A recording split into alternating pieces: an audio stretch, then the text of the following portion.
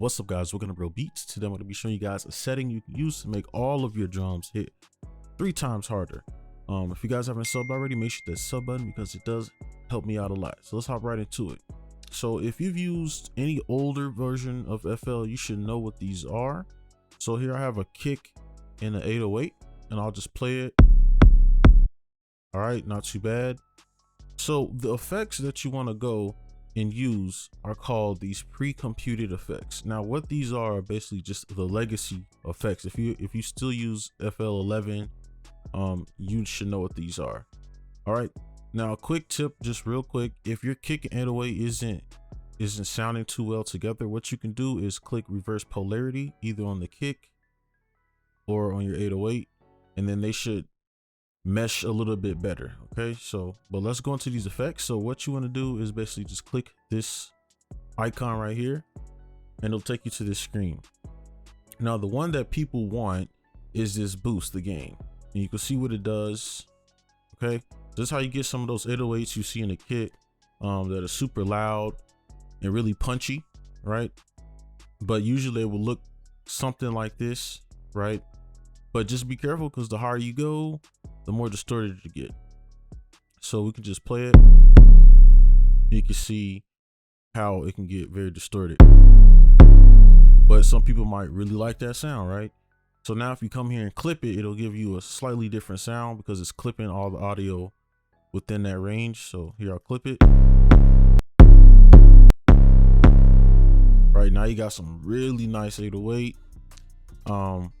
You got like stereo delay down here. This stuff I don't too much use, but it'll like widen it. All right, you can mess with that. And then you got the pogo, which will do some gliding. All right, you see. All right, and then you got the EQ, which it just boosts certain frequencies. So I'll turn this down a bit.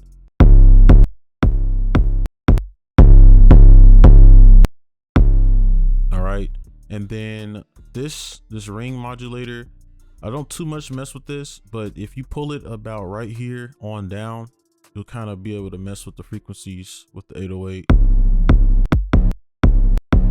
Again, I don't mess with that. Cut off, you already know what that is, just cutting off certain frequencies from the highs to the lows. Okay, so those are the pre-computed effects, but again, I would just use these.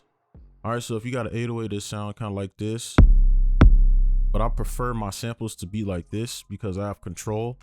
If it's like this, it's already distorted. If I render it like this, all those frequencies are gonna be rendered into it. So I won't be able to, if I boost it more, it's gonna be very distorted later. So I just kind of like the clean versions and then I mess with them later.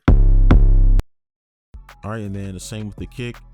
If you want your kick to be low, you can just pull up this in a little bit, and then you can boost it however you like.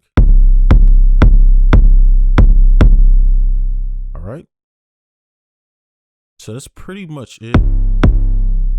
That's all you need to know. This is more of like a beginner tutorial, but I just want to make sure everybody knows what these settings are, because a lot of people I know they don't want to switch to FL20 because, you know, there's a lot of stuff that it doesn't have that they like from the old version. But yeah, that's pretty much it for this video. Hopefully this was helpful. Hopefully it will help, you know, your drums hit a little bit harder.